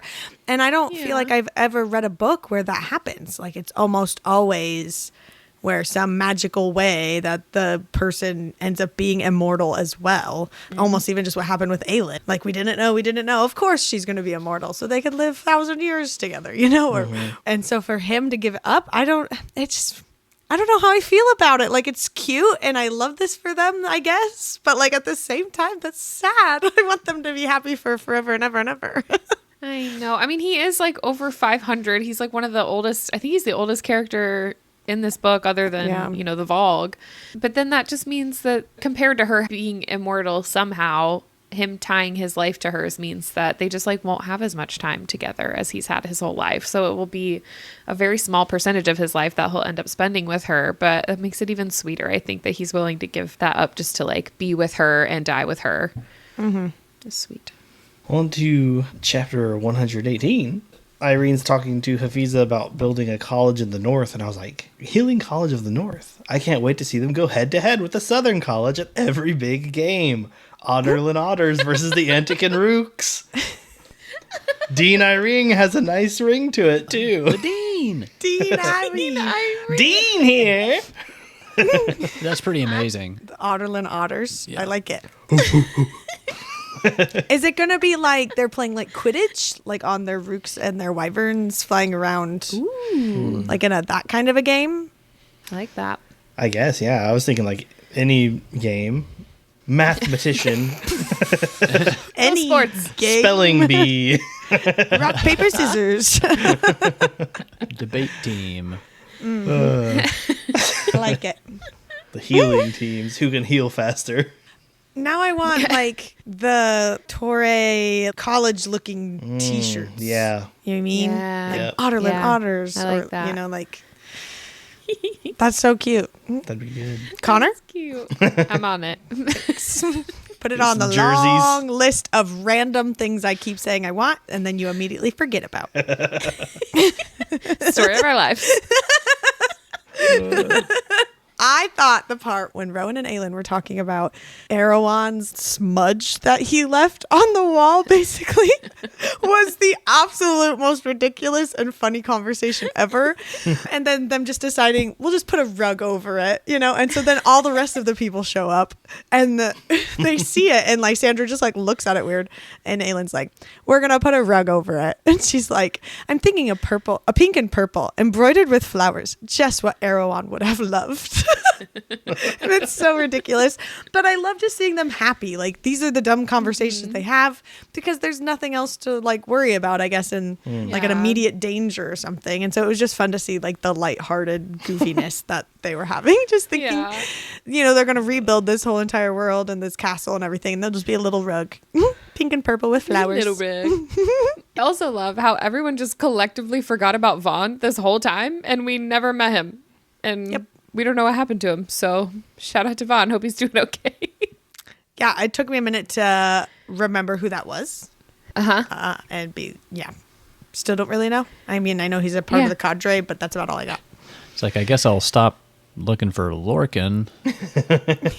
He like feels the blood oath end and he's like, What now? Poor guy. It was funny that they had a little sentence dedicated to him, like, well, Vaughn's still out there somewhere if you're interested in having another person in your court. And she's like, That's it. Well, and I'm so mad that we never learn who the owl is, because I felt like that was supposed to be some big point. And like even Maeve brought it up to Dorian whenever they were together in Morath. And so I thought that would be some major reveal of something. I had even guessed like it was Silba herself, you know, at one point, like who knows? And then we literally don't even find out. And I was frustrated by Maybe that. when they were both, Vaughn and that owl, freed from Maeve, we're finally like, we can finally be together. We're running off. Wow, yeah, maybe. They're on their honeymoon. What's Vaughn's other form? Do we remember? He might have also been a bird. Hold on. If she's a bird, he's a bird. Was he the osprey? Oh, Yeah, I think he was the osprey. He was the osprey. Yes, osprey with great wings. Oh. Oh, Hey. that wingspan. Great Ew. wings. No wonder. I think we did technically see him one time in Air of Fire when they came in all Furious 5 Yeah. at the Battle at Mistward, but we literally just saw him like fly by. As in robots? his Is that what osprey you were form. doing? Yeah. The Furious Fire. He just did a flyby. Here we come. Come to help. And then when Rowan says that he's going to build her a new library and Royal Theater, speaking to dream. my heart, right? He's literally going to build her a library and a theater. I could never imagine someone making such beautiful gifts. Like, that's the best thing. What a man. What a man. Hint, hint. Kyle.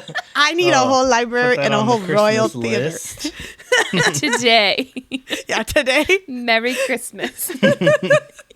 Okay. I need everyone to just like settle in for a second because I'm going to say the most ridiculous thing ever, but I need you all to be with me. Okay. Thank you for settling. Dockmaster Lauren here has been trying to put together all the relationships. I see one small look at people and one tiny like whatever comment. And then I've called a lot of these relationships. I've been very proud of that. And so one thing I had mentioned when Ansel was really upset, obviously because all her people had literally just died. And Rolf would like not stop staring at her. And I was just like, hey, these two, it's going to be a thing. And then it was in their meeting with right here with like all the friends or whatever it was. Ansel snorted at something someone said. Rolf shot her a look. And I wrote in my notes like, oh, they're so a thing. So a thing. And then a couple sentences later, it said that the Mute Master's son, so this is Ilias, the Mute Master's son looked to the young queen, held her stare, and Aelin could have sworn Ansel flushed. So then I highlight it, and I'm like, okay, so maybe it's the two of them. And I was wrong. So I know we're not in chapter 19 yet, but this goes with this comment. So in chapter 19 at the wedding or at the coronation, Rolf is sitting next to Ansel. It says Rolf draped an arm over the pew behind her as he smirked at her discomfort.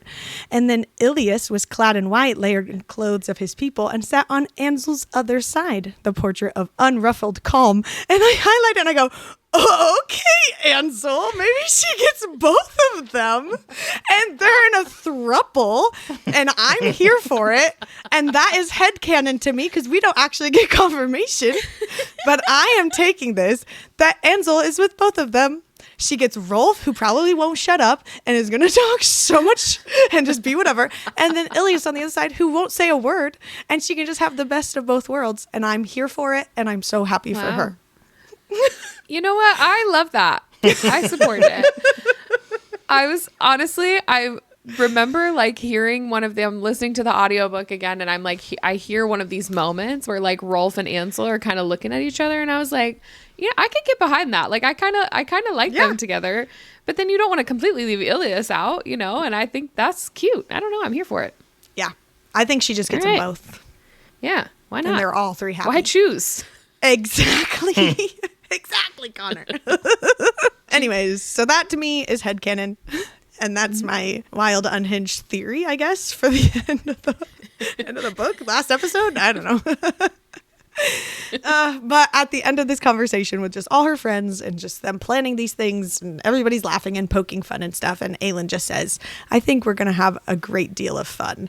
And I just love this. They're planning to literally have fun. Like that's the plan, is to just, I don't know. They're saying silly New things. thesis statement. Yeah, and making their priorities list of all the things that they need to do. But like on top of that is something that as children growing up in this world, they have never just been able to truly have just pure fun.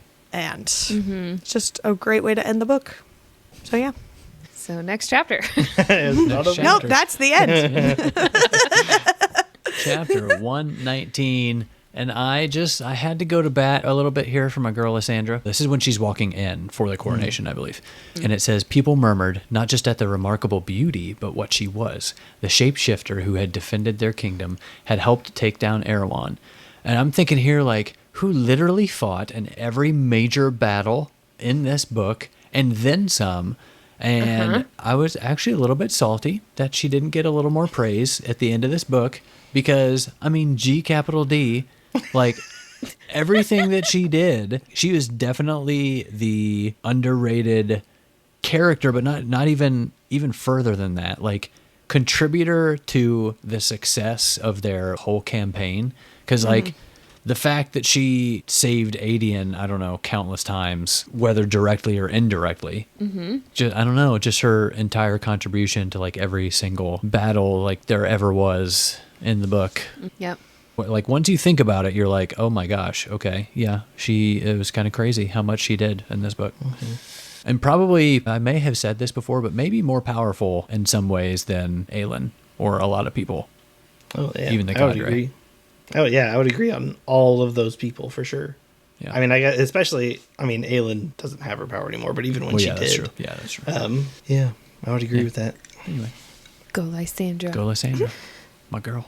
So we're in the coronation now. This is so cool that Aelin's new crown has a piece of the King's Flame crystal from Orlan's reign, and that Darrow gave it to her for this purpose. I do not remember this from my first read, but I love it. I want to see fan art. If you have made some or if you have seen some, please send it to us, because this sounds so cool. And I love that Darrow was the one who kept that from Orlan and then gave it to her for the crown. That was awesome. It was just like his final acceptance Yeah. of it, kind of a thing. Yeah. He kind of, as he's doing the ceremony, goes on to say the old lord smiled, slight, and gestured to the throne, saying, the last piece of this ceremony. And then Fenris just mutters, then lunch. And I was like, hard relate. This guy just shot up the character rankings. I feel like I really like, characters based on what they do, but also just how relatable they are. And I feel like Fenris had not really had many moments where I was like, I can relate to that. But this, I definitely relate to hardcore. So... Yeah, and this made me so happy because I feel like he had some of these moments before, but it was earlier on, like when we were like first introduced to him. We didn't get a lot of time with his character before he ended up going to Dornell and being, trapped there with Aelin under Maeve. And so he has been kind of grieving and like dealing with that trauma and like all the things that he and Aelin both went through and losing his brother. And then this was like, I love these little glimpses of sassy, happy Fenris again at the end. It's so good. I feel like at the beginning of Fenris, I had like a guard up, only in the sense that like, I don't know, new side character, something's going to happen to them, kind of concerns and stuff. So I feel like there's a lot of that early stuff of Fenris that I just didn't appreciate, that I think I would appreciate a lot more if I reread this series. Getting some of this fun stuff at the end was, Yeah. I don't know. Even from the standpoint of like, yeah, we met him, but he was part of like Maeve's connections. And like, we were all like, okay, yeah, like Rowan grew on Aelin, but the other ones we barely knew. So for all we knew, we were like, okay, well, I shouldn't trust him. But at this point, we're like, okay, I know him a little bit better. So a little more open to him. I think the same with Lysandra. Like I can remember an early episode where John was like, and here's Lysandra. And I was like, who's Lysandra? Why is she important? And now I feel like I'd go back to that beginning stuff and be like, Lysandra, like John was. And I would appreciate it so much better. Well, because our first view of her was her just being like a total bee to Selena all the time. And they had that whole like young girl rivalry over Sam and stuff. So, yep. Yeah.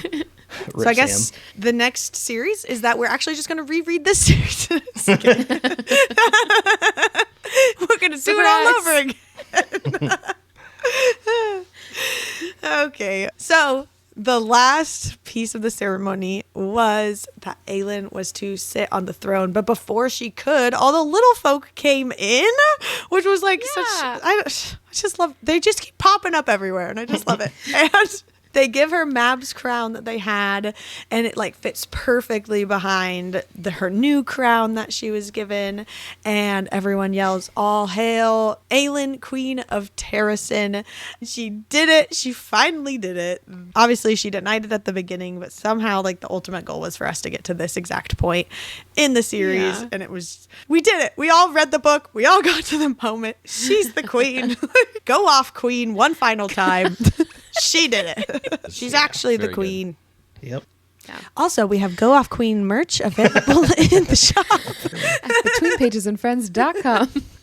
All right. My next note is dang it, Sarah. I got another cry count. Aelin brought her girls out first. She goes out to greet all the people after the coronation. And it says, Aelin walked forward, took Irene Westfall by the hand to guide her to the front. Then Manon Blackbeak, Elide Locken, Lysandra, Evangeline, Nezrin Philippe, Borte, Hassar, Ansel of Briarcliff, all the women who had fought by her side or from afar, who had bled and sacrificed and never given up hope that this day might come. Walk with me, my friends. That got me. I was crying. That almost got me again, just now with you saying it. I cried at this. I know, my nose got all red. I just loved it. And that the men just like fell into step behind them and just was like, I don't know. It's just, Yep. Girl power.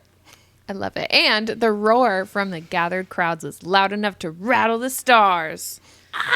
she here did for it. She rattled the stars. Roll credits. Call back. Okay, chapter 120. They're at the celebration for all the things, and Aelin and Rowan dance, and it's described in such an epic way, and them just going faster and faster and stuff. And I really want to see, like, when you read a book and you just want to see a movie scene of something, this is one of those, I think, for me from this book, Yes. just seeing them dance. And then I would love to see them dance with other characters from, like, ACOTAR who dance. You know what I'm talking about? Yes, I think I that do. would be fun. And Crescent City. Oh, yeah. Oh, my gosh. Everybody's dancing. Let's have a party. Rattle the stars and then dance with the stars. It's Dancing with the Stars of Aurelia. Who's going to win the Mirror Trophy? The Witch Mirror Trophy. I was going to say, there you like, I don't know. It seems dangerous in this world. I loved this when Dorian was saying goodbye to Nezrin and Sartak, and it's how it reads here when it says, "Then the king embraced her tightly." I just love that Big D is now King Big D, or King D. I don't know. King size D. King size D. D-size He's double always D. been that. I don't know. But just that they like feel like this is maybe the one and only time here toward the end that they reference him as the king. And I was just like, oh, that's awesome. I Maybe. feel like they did that a lot in the last two books. I know Manon referred to him as a king. I can't remember if there was any narrative I description. don't remember. Irene I said, guess. like, the time that Kale would give his king a command or whatever when it was to protect her. Oh, well, yeah. That's But I true. don't Yeah, know. that's true. From like the narrator, Yeah. like the king, you know. Yeah. Or- Yeah. I don't know. That could Yeah. be Anyway. Still, he Still is though. king. King man. D. Long live King D! And then no one says anything. This was just like one tiny sentence that was put in there where somebody, I don't even remember, gets a message. I think it's Kale. I think it's Kale's mom's Yeah. message. And it just said, the messenger, one of the fleet of children, commanded by Evangeline, blah, blah, blah, blah, blah. And I was like, whoa, go Evangeline. She just has a whole like fleet of children now as messengers. And she's just in charge. She just spends doing a her couple thing. weeks as a messenger, and she's just like starting an enterprise for herself. Yeah. I know. She's But killing also, what happened to Knox Owen? He just like disappears? Yeah. He's chilling with Vaughn somewhere, I guess. Because like they sent him to send word that they needed help or whatever it was. Oh, yeah. And then he's just gone. He's going to They show up never- with help like a week late and be like, oh, oops. Guess you guys can go home. He like shows up to that wolf camp right as they're all walking into a portal to somewhere else, and he's just left at the camp like, where'd they Just all like go? right after the portal closes, like I could have sworn they were here. And then 10 minutes later, they all come back because the battle's over. Yeah. I just wrote a quick line of like justice for Kale's mom. The whole letter of her being like, I want to be with your family and everything. I was like, so glad they got reconnected, because that was such a sucky situation that his dad put them in. What a jerk. What a D-bag. The worst. Well, and I know that like Dorian's family was also the worst, but I was kind of expecting that we'd hear something about them, or if they survived, or if they were going to move back into the castle, or whatever. Nobody cares about Queen Orangina. Orangina. But yeah, we just don't hear anything about them. Yeah. Taryn still sucks. I don't know. And Holland. Wait, that's not his name. Wait, is it? oh, Taryn is Kale's brother. Yeah, you're Yeah. right. Holland is Dorian's brother. Hall and Oates. So moving right along then, Irene just coming out and saying what everyone is thinking with Dorian and Manon. The scene where she's like, just get married. You can just do that. I was like, yeah, finally someone just calls him out. She's the best. That's one of my favorite lines from Kingdom of Ash too. I feel like I have like a favorite line from each character, specifically from Kingdom of Ash. I keep saying it in every episode. So right after this part where Irene says that to Dorian and Manon, Dorian's watching Manon and Abraxas fly off, and it says Dorian smiled and found himself for the first time in a while looking forward to tomorrow. And I said, long live King Dorian. Love this for his character. It's such a big moment for both of them, but yes, Yeah. I really liked its parallels with the last line in the books for Aelin, where it's just like ask me tomorrow or whatever, and so it's even for him to just have like that, I don't know, finally for the first time in a really long time, excited for the next thing. So excited for him. And this brings us to chapter 121, where I've probably cried harder than anywhere else ever because this is the last chapter of the book. And everyone's like leaving. It's taken so long for everyone to get there and all this travel to get there. And then it's just time for them all to go home and back to like wherever they go. The first place that got me crying was when Irene whispered to Aelin, we're a long way from Inish. And then Aelin whispered back, but lost no longer. Crying, just crying for them. It was when Rowan stepped back, giving their queen space for this last hardest goodbye. And as soon as that line, I literally just put my stuff down and I just sobbed harder than I have cried in any other part of this series, which is like saying something because I've cried so much. I think it was just because this was harder for me to say goodbye to this whole book, knowing that we're about to say goodbye to Aelin and Kale and Dorian together, and they're about to have their moment. But like, those are the original three, and like, we've been with them the longest, and now we're saying goodbye to them, but also to this whole series. And it's just, I can't believe it's over, and I don't even have words for how it's over, and I just cried so much, and I'm about to cry again just talking about it because I just loved it so much. And yeah, I just cried a lot. I'm still gonna cry. I don't know what to do with myself anymore. But cry. Well, after they gave enough time for Lauren to dry her tears, Kale and Dorian turned towards their horses, towards the bright day beyond the castle gates, towards their kingdom to the south, shattered, but not forever. Not forever. And I just wrote, uh-oh, she didn't say it 3 times, so it's not true. I was really thinking that she'd do the 3. This is the first time I've ever seen her do the 2, I think. She's adapting. She's growing in her writing. In the last chapter. My favorite part of this last chapter was Aelin letting out a long sigh and saying to Rowan, will you let me cry in bed for the rest of the day like a pathetic worm if I promise to get to work on rebuilding tomorrow? I wrote, that's the dream. Mm-hmm. Well, and his response with, would you like me to bring you cakes and chocolate so your wallowing can be complete? And I was like, what a man. Rowan. I love him for that. My favorite line from Aelin from right here was, whatever Rowan says that, brings tears back to her eyes, and she just responds with, I'm going to have a terrible headache from all this crying, and you're not helping. And I highlighted it and went, girl, same. I cried so much just then. That after cry headache is real. Yep. And the last line of the last chapter is "Tell me tomorrow" from Aelin, which was also the last line of the first book when she was still Selena. It's a little full circle moment from Sarah. Interesting. I didn't realize It's that. over. Well, I only note for the better world portion was everything else aside here, it must be super convenient to have a flower tell you if your monarch deserves their crown. Because I could only imagine how easy that would make politics in general. Even if you don't have the right king, you would just know for a fact, like, that's not the right one. Or, you know, like here in America, every time we vote, if as soon as the vote was done, no flower, we'd be like, oh, we messed up this time. 4 years of no flower. 4 years. Oh my God.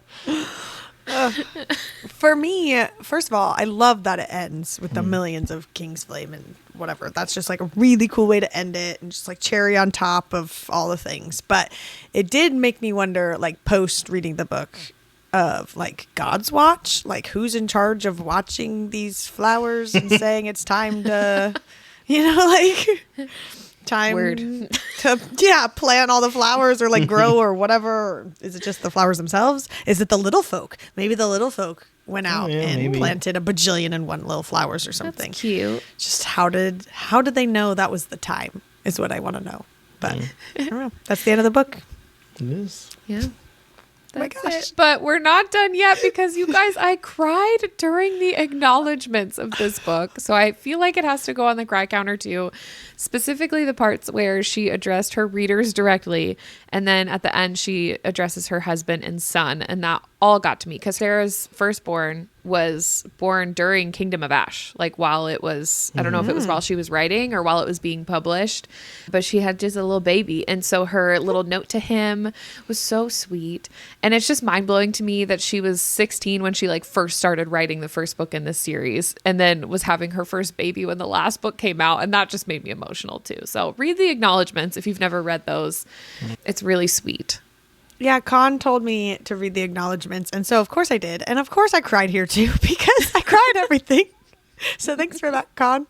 But she does just right, and I quoted it here, but I'm not going to read it. Just I encourage you to go read it yourself when you're reading the book. It just her kind of just tying all the things that she was hoping for Aelin in that you can make in your life too. Just believe in yourself, and make the world better, and that she's rooting for us too and just life and stuff. Yeah, it just made me cry. So good. Yeah.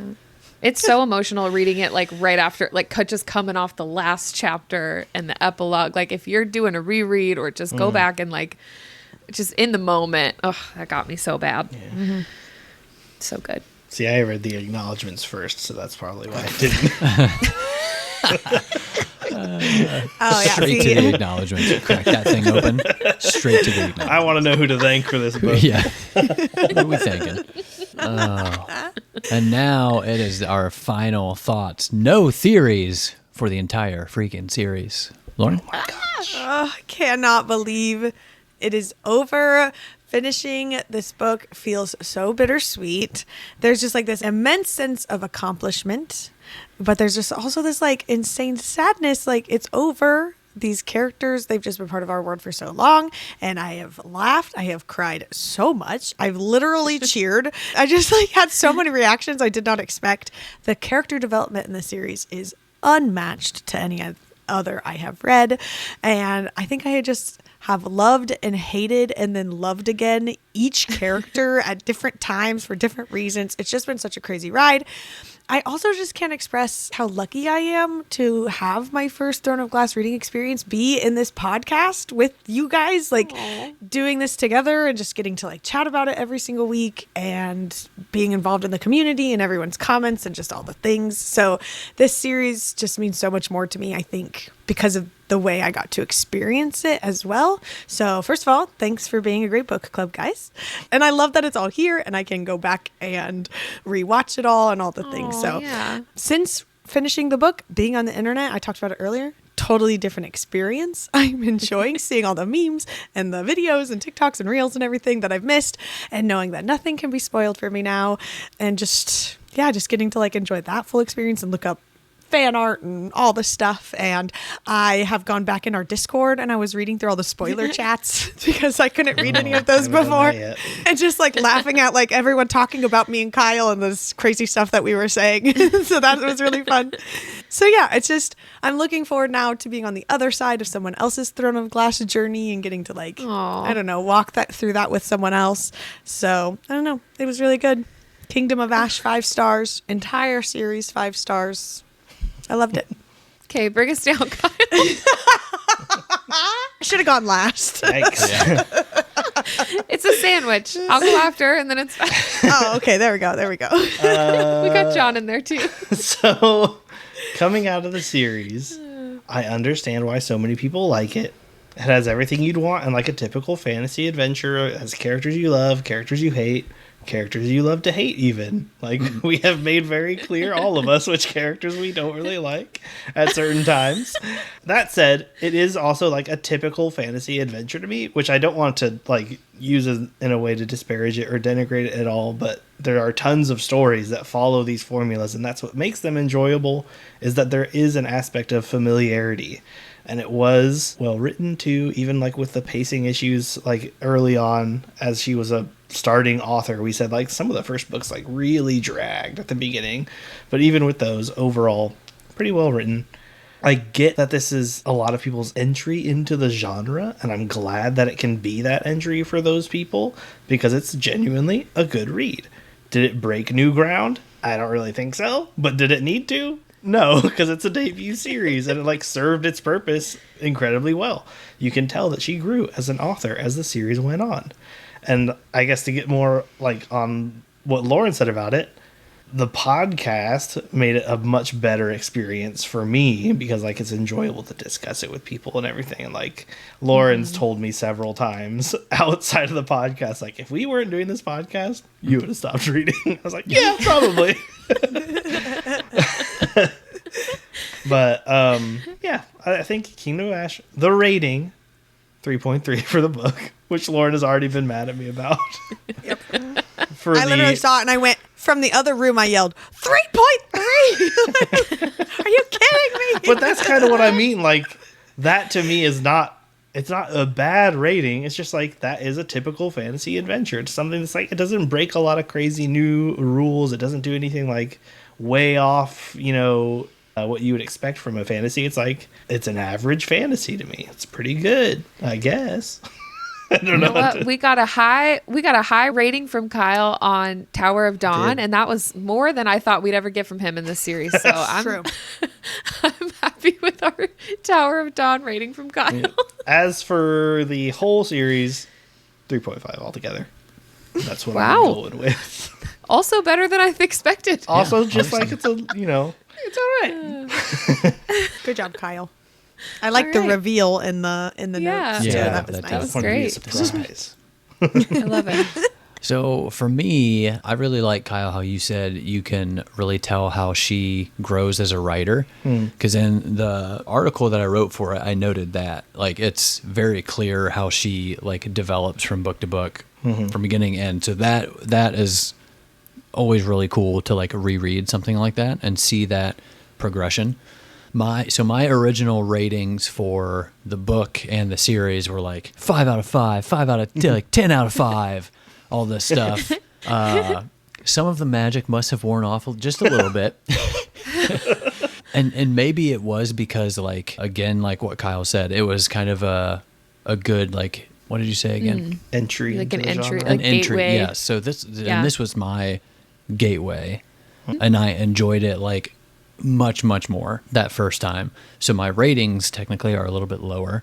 As we kind of talked about throughout the books, I found things to be like shortened that maybe could have been drawn out a bit more or expanded on. Yeah, I mean, I don't have a ton to say like outside of that.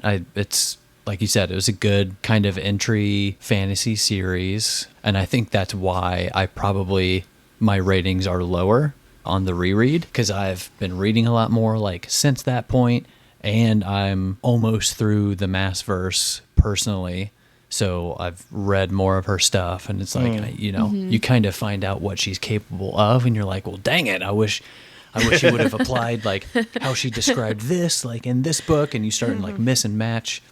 So, Kingdom of Ash, I give 4 stars. I would give it 4.5, I said, but Con doesn't like half stars, so I got to give it a 4. No. You give this a 4.5 if that's what your heart's telling you. I personally don't do half stars when I rate, but that doesn't mean I don't like it. If you don't, I can appreciate that change it. others do, but I just Yeah. give solid stars. Okay, Can I so ask then, if you're going for a half star, then do you guys round up or down? It depends. Okay. I don't really ever go for half stars. I think the only time I've ever considered giving something 4.5 instead of 5 or 4 was Crescent City 3. I don't even think in half stars. I don't even think like, Yeah. well, it's kind of giving a half, but I'll round down for this one to, like, I don't even think that. I just think like, no, that's a solid 4 stars, It's just, Wow. That's just the system. It's just a 1 to 5. There's no, I don't know. I feel like that's a whole nother topic. Never Yeah, mind. we can get into that later. we can move on.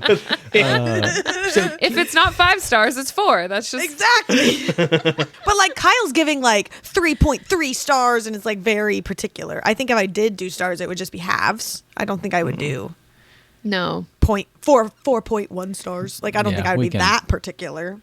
Okay. All right, so I'll give Kingdom of Ash 4.5. And then I'll say the entire series a 4.5. I guess I didn't technically average what my other ratings were, but it would probably be like a 4.5 or a 4. Okay. Because I think I had some lower ratings in there. Maybe I don't remember. I think if you lowered any of them, you just lowered it to a 4. But I think most of yours Yeah, were that's probably still true. they were still 4s or 5s. Yeah. So yeah. Yeah. All right. Well, my final reread thoughts for that. I loved this series even more on the second read. My first read was in a fun little bubble with John before we started this account, so that will always be so special to me. It was the first series that we ever read together. I was reading purely for the vibes the first time because I had no idea what to expect, so I feel like a lot of things just went right over my head, and by the end, we were just like reading so quickly that I feel like I forgot most of it, as you have heard me talk about, but it was a lot of fun to like catch more of the foreshadowing. There's so much foreshadowing. There's so many little connections and character development moments that you get the second time through that you just don't pick up on the first time, especially like we were talking about some of the characters, knowing where they end up and then seeing them from the beginning again is just really cool. My favorite thing about this series is, like I said, following the character development and friendships from beginning to end. I also love how her writing has changed over the years and like all the Easter eggs that she's placed between this series and her other two. So like that's really cool, having finished the Maasverse, and like I just love like there's always new details and connections to make in Throne of Glass, no matter how many times you reread it. So my Kingdom of Ash rating was 5 stars on the first read, and I'm giving it 5 again on my second read. My favorite section was definitely the beginning of part 2 with Dorian and Morath, but I just love this overall as a conclusion to the series. And so my entire series rating is also 5 stars. Girl power. Nice. Well, that takes us to the final cry counter, our final numbers. So I cried 6 times this chapter section. So that takes me to a grand total of 44 cries for the entire series. Dang. Amazing. Connor? I had 3 more cries in this section for Manon telling Elite about the 13, Aelin walking out with her girls, and the freaking acknowledgements from Sarah. So that brings me to 16 total cries. Nice. I'm Kyle? still just at my almost cry. That's it. If we counted almost cries for all of mine, my count would be through the roof. Superstar versus half a star. John? And 8 total. Nice. I'm still just proud of you both for getting on the cry counter at all. So good job. Woo. I did it. Well, that is not all. Next week, we have a few days to process the end of Kingdom of Ash, so we will be releasing a special bonus episode with a Q&A for the entire series. We're going to be talking about our favorite characters, moments, the detailed cry counter stats, book rankings, and answering all of your TOG questions that we've received. So stay tuned for next week. But wait, there's more. In case you missed our teasers and announcements on social media this past week, we have officially decided which series we're covering next. John will be a first-time reader with me on this one. So get ready for the boys to take over the podcast. Yes. I am so excited to get to announce that starting in January of 2025, the Between Pages and Friends podcast will be covering, drumroll, the Empyrean series by Rebecca Yarros. So excited! Oh, we cannot wait to bring the boys to Mazgaiath War College with us in 2025. It is going to be so much fun. Our first episode on Fourth Wing will be released on Wednesday, January 22nd or Tuesday the 21st for Patreon members. And we'll share our episode schedule on Instagram and TikTok ahead of time so you can follow along. So make sure you're following us there. Since Onyx Storm also comes out that week, we will be able to roll right into it after Iron Flame. And we're so excited. We're really looking forward to diving into this series and being able to theorize together after Onyx Storm about what's to come, since the Empyrean series won't be finished yet. So if you're planning to read Fourth Wing for the first time or cure your Onyx Storm hangover by living vicariously through myself and John on our first read, or finally convince your significant other to read the series too, we do hope you'll join us. Yes, we do hope you'll join us. If you are still with us from this whole series beginning to end, thank you so much. We had truly no idea what we were doing when we started this podcast 7 months ago, but it has just turned into one of the coolest things we've ever had the joy of doing, and it would not have been possible without you. Seriously, thank you so much for all the ways you've supported the show throughout this year by listening, watching, rating, and reviewing, joining our Patreon, ordering our merch, and just sharing with your friend. All of it just means the world to us. And if you love this podcast and want to help us continue to grow, please take a moment to write a review. Check out the show notes or description box below for more ways to stay connected and support Between Pages and Friends. We will see you next week for our Throne of Glass bonus Q&A episode. Until next time, stay wordy, stay nerdy, don't stress, and stay blessed. Merry Christmas! Yes, and Merry Christmas! Christmas. Merry Yule! Merry Yulemas! Yeah. Yule Christmas. Chris Yulmus. Happy holidays! Happy Hanukkah. Shalom. We did it! We finished the whole series! Oh my God.